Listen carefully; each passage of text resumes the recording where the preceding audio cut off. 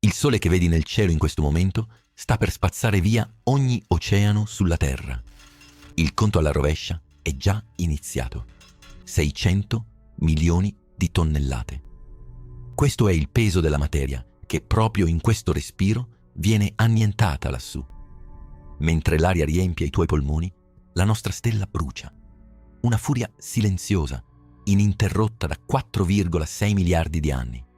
Ti sembra eterno, un faro pacifico, rassicurante, ma ti assicuro che è una gigantesca illusione ottica. Quello che stiamo guardando non è una placida sfera luminosa, è un mostruoso reattore nucleare. Un'esplosione titanica, in caduta libera costante, trattenuta a stento dalla sua stessa gravità, e ha un timer nascosto, un orologio inesorabile che batte nel buio assoluto dello spazio.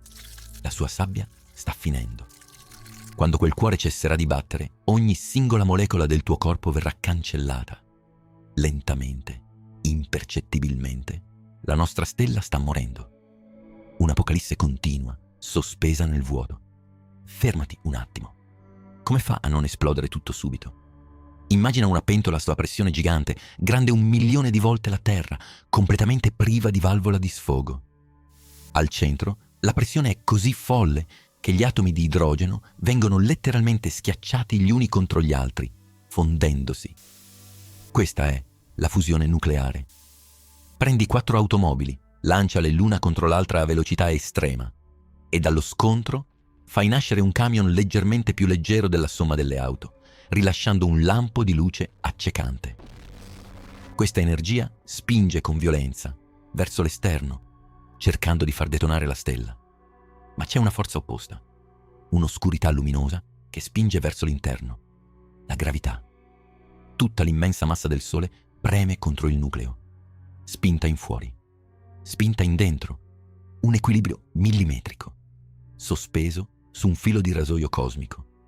Ma l'idrogeno è la benzina di questo motore e non è infinito. Giorno dopo giorno il nucleo si svuota e quando la spinta verso l'esterno cederà, la gravità vincerà la guerra. Ma quello che succede al calore durante questa agonia è completamente controintuitivo. Se il carburante diminuisce, il Sole diventerà più freddo, giusto? Falso. È l'esatto opposto. Più idrogeno consuma, più il Sole diventa feroce, caldo e luminoso. È un paradosso letale. Sei in una stanza di ghiaccio e bruci i mobili per scaldarti. Quando finiscono, inizi a bruciare i muri e il fuoco divampa ancor più violento prima di spegnersi. Nel nucleo solare, l'idrogeno si fonde e si trasforma in elio, più pesante, più denso. Si accumula al centro come una cenere compatta. Questo nucleo di cenere si contrae sotto il suo stesso peso, si surriscalda e costringe l'idrogeno rimasto a bruciare a velocità triplicata. Risultato? Il Sole sta aumentando la sua luminosità del 10% ogni miliardo di anni. Pensa a una giornata d'estate a 40 gradi. Ora aggiungi il 10% di energia pura e inarrestabile. Tra 1 miliardo di anni, molto prima che il Sole muoia davvero, la Terra sarà un inferno inabitabile.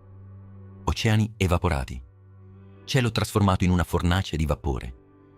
L'orologio biologico della Terra scadrà molto prima di quello del Sole. E quando l'ultima goccia di idrogeno svanirà, inizierà il vero incubo. Mancano 5 miliardi di anni. Il conto alla rovescia segna 0 per l'idrogeno nel nucleo. Fine. Niente più carburante primario. Il silenzio assordante del vuoto sembra vincere. Il motore si spegne. La gravità, che ha aspettato pazientemente nell'ombra per miliardi di anni, coglie l'attimo. Senza l'energia della fusione a respingerla, l'intero nucleo della stella collassa verso l'interno a una velocità inimmaginabile. Si schiaccia, si comprime. La pressione diventa così estrema che la temperatura schizza a 100 milioni di gradi. 100 milioni. L'intera massa di 100.000 pianeti Terra schiacciata in uno spazio grande quanto il nostro pianeta. E in quell'inferno compresso si innesca l'impossibile. L'elio, la cenere inerte di prima, prende fuoco. Il Sole rinasce. ma non è più la stella gentile che scaldava i tuoi pomeriggi. È diventato un mostro instabile, la cui rinascita segnerà la nostra condanna definitiva. Ma la parte più inquietante deve ancora arrivare. Perché quello che succede dopo, quando il Sole si trasformerà in un gigantesco divoratore di mondi, cambia tutto quello che hai capito finora. Ma l'innesco dell'elio è solo il cuore del problema. Mentre il nucleo si contraeva nei gusci esterni del Sole, è accaduto l'inevitabile. L'idrogeno incombusto si è acceso. È questa nuova, furiosa fornace a spingere gli strati superiori verso l'esterno con una violenza inaudita. Il Sole si gonfia, non di qualche chilometro. Rallento il tempo per farti osservare l'orrore. La nostra stella si espande come un mostro rosso sangue. Diventa 10 volte la sua dimensione attuale. Poi 100. Poi 200 volte il suo diametro originale. Inghiottirebbe quasi interamente la distanza fino alla Terra. Se tu potessi guardarlo in quel momento, non vedresti una sfera nel cielo. Vedresti un muro di fuoco scarlatto che occupa l'intero orizzonte visibile. Fermati un attimo. Immagina di lanciare un cubetto di ghiaccio direttamente dentro un vulcano attivo. Non fa in tempo a toccare il magma. Svanisce prima. Questo è esattamente ciò che accade a Mercurio. Il piccolo pianeta roccioso non viene bruciato. Viene letteralmente vaporizzato. La sua superficie solida si trasforma istantaneamente in gas. Le rocce vaporizzano e l'intero mondo viene assimilato dall'atmosfera solare. Poi tocca a Venere. L'onda di plasma scarlatto lo investe a milioni di chilometri orari. La sua spessa atmosfera tossica viene strappata via in un singolo istante, come un velo lacerato da un uragano cosmico. Il suolo di Venere fonde. Le montagne si sciolgono, diventando fiumi di lava incandescente, prima di essere inghiottite nel buio del gigante. Nessun suono, nessun detrito. 2 interi mondi cancellati per sempre dalla mappa del sistema solare. E ora l'orizzonte di fuoco punta dritto verso di te. Eccoci al nostro pianeta, la Terra. Come abbiamo visto, l'acqua è evaporata da eoni, ma ora è la crosta terrestre stessa a dover affrontare il suo creatore. Il Sole rosso occupa l'intera volta celeste. La gravità titanica del gigante altera la nostra orbita. Cadiamo, lentamente, inesorabilmente, verso il fuoco. Le immense forze di marea stritolano la crosta terrestre. I continenti si spaccano a metà. Oceani sotterranei di magma eruttano in superficie. E poi il contatto fatale. L'atmosfera esterna del Sole avvolge la Terra. L'attrito con i gas stellari frena il pianeta, innescando una spirale della morte infallibile. La roccia solida sublima in vapore. Il nucleo di ferro fuso si disgrega e si disperde nel vento solare incandescente. In poche ore cosmiche, il pianeta azzurro, il luogo esatto dove l'umanità ha vissuto, amato e costruito la sua intera storia, diventa solo una minuscola scia di metalli pesanti nell'atmosfera di una stella morente. Eppure il massacro non è finito qui. Dopo aver divorato la Terra, il Sole non si ferma, ma è diventato instabile. È una fornace nucleare completamente fuori controllo. L'elio nel nucleo si fonde in carbonio e ossigeno in modo caotico. La stella inizia a pulsare. Si espande e si contrae come un cuore ipertrofico in preda a un infarto cosmico. Ogni spasmo scuote le fondamenta del nostro sistema. Onde di plasma vengono sparate nel vuoto a 3 milioni di chilometri orari. Questo vento stellare furioso spazza via le dense atmosfere di Giove e Saturno, lasciando dietro di sé soltanto i loro nuclei rocciosi nudi, esposti e congelati. Il sistema solare, un tempo un orologio svizzero di precisione orbitale, è ridotto a un cimitero caotico di detriti. Il Sole sta soffiando via i suoi stessi strati esterni nello spazio profondo. Sta perdendo massa. Si sta spogliando per l'atto finale. Ma la parte più inquietante deve ancora arrivare. Quello che succede dopo stravolge tutto quello che abbiamo visto finora. Siamo al capolinea. L'elio nel nucleo è esaurito, trasmutato in un blocco inerte di carbonio e ossigeno. Il fuoco nucleare, che ha divorato materia per 10 miliardi di anni, si spegne, definitivamente. Zero energia verso l'esterno. La gravità, in agguato da eoni, sferra il colpo di grazia. Il nucleo crolla su se stesso a una velocità folle. Si comprime fino a scontrarsi con un muro invisibile. Le leggi della meccanica quantistica dicono stop. Gli elettroni si ribellano alla compressione estrema, generando la cosiddetta pressione degenere. Il collasso si blocca, ma l'involucro esterno, quel mantello mostruoso da gigante rossa, ormai sganciato dall'attrazione del nucleo compresso, scivola via. Viene soffiato nello spazio profondo a decine di chilometri al secondo. L'anima della stella si stacca dal suo scheletro e quello che rimane sepolto al centro nasconde un segreto visivo che ti lascerà senza fiato. L'involucro espulso diventa una nebulosa planetaria, un guscio di gas incandescente che si allarga nel vuoto cosmico, dipingendo lo spazio di verde, azzurro e rosso per anni luce. È l'eco visiva della nostra stella. Al suo interno danzano idrogeno ed elio non consumati. Ma c'è di più. Fermati un attimo. Guarda le tue mani, la pelle, il sangue, il respiro. Il carbonio e l'ossigeno che fluttuano in questa nebulosa sono gli stessi elementi di cui sei fatto tu. Il Sole non sta solo morendo, sta seminando il cosmo. Questa nube viaggerà per centinaia di migliaia di anni, si scontrerà con altre nebulose e, alla fine, collasserà per forgiare nuovi mondi. Nuove culle per la chimica biologica. La morte del nostro sistema solare è il carburante per la genesi di un altro. Ma torniamo al centro esatto di quel cimitero colorato. Lì si nasconde un'anomalia fisica estrema. Mentre i gas si disperdono, zoomiamo sul nucleo nudo, una nana bianca. Il suo volume è pari a quello della Terra, ma racchiude quasi mezza massa solare. La materia qui è compressa a livelli estremi. Prendi il peso di un'automobile intera e schiaccialo nello spazio di una zolletta di zucchero. Un solo cucchiaino di questa sostanza pesa circa 5 tonnellate. La sfera brilla di una luce bianca e spettrale a oltre 100.000 gradi, ma non produce nuova energia. È pura inerzia termica. Sotto questa pressione titanica, il carbonio e l'ossigeno subiscono una metamorfosi fisica.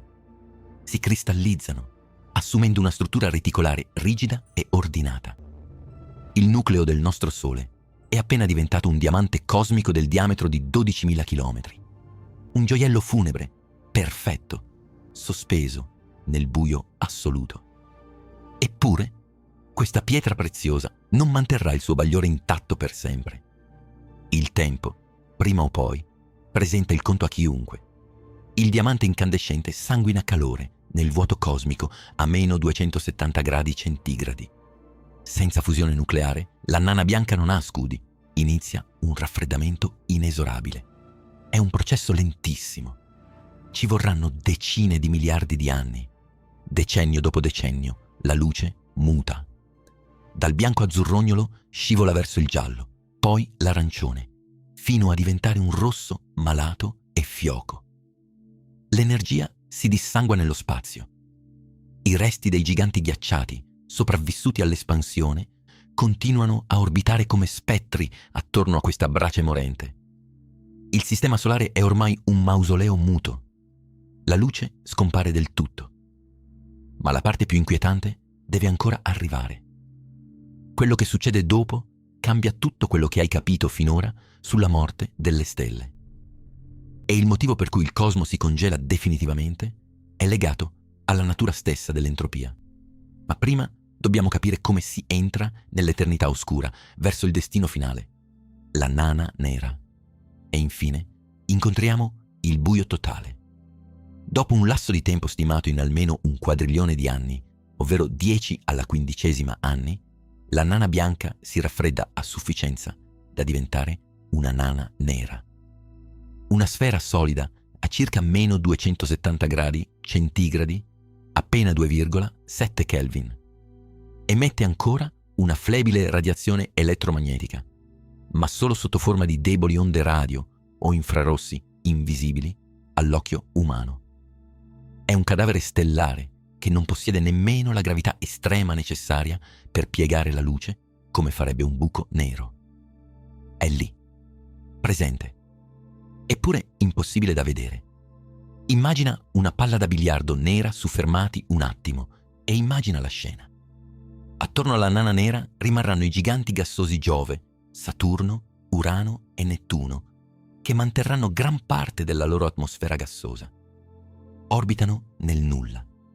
Nessuna alba le illuminerà mai più. Nessun raggio di calore sfiorerà le loro croste. Sono prigioni di ghiaccio eterno. Se tu potessi camminare sulla superficie dell'antico gigante gassoso Giove, non vedresti le sue iconiche tempeste. Il cielo sopra di te sarebbe un tappeto immutabile di stelle aliene. Solo un'oscurità luminosa, un vuoto opprimente. Qui non ci sono venti, nessuna tettonica. Il tempo si è letteralmente fermato. La materia è completamente inerte. L'entropia ha dato scacco matto all'universo ordinato. Tutto è immobile. Tutto è silenzioso. Eppure, persino questa stasi perfetta è un'illusione destinata a crollare. Nemmeno questo cimitero di ghiaccio durerà in eterno. Verranno scagliati nel vuoto intergalattico a velocità di decine o centinaia di chilometri al secondo. E la nana nera? La fisica estrema ci suggerisce che, in un futuro inimmaginabile, la materia stessa scadrà. Persino i protoni decadranno. Il diamante cosmico si disgregherà, particella dopo particella, trasformandosi in una nebbia di radiazione infinitesimale. Fino a quando non rimarrà letteralmente niente. Il nulla matematico. Nessuna struttura, nessun atomo. Solo uno spazio infinito, piatto, gelido. La storia del sistema solare, la tua intera esistenza, non sarà nemmeno un'ombra, cancellata. Come se non fosse mai stata scritta. Ma prima di farti schiacciare da questo vuoto, ascoltami bene. Ogni singolo atomo del tuo corpo è stato forgiato nel nucleo di una stella morta miliardi di anni fa. Non stai semplicemente guardando il cosmo, sei il cosmo che ha sviluppato una coscienza per guardare se stesso. Io sono Renderium e questa era la fine della nostra stella. Ma prima di chiudere questa simulazione voglio chiederti una cosa. Quale fase della morte del Sole ti affascina o ti spaventa di più? L'espansione brutale della gigante rossa o il buio eterno della nana nera? Scrivilo qui sotto nei commenti. Il nostro viaggio non finisce certo qui. Qui dentro il fuoco della scoperta continua a bruciare e c'è ancora un intero universo da decifrare.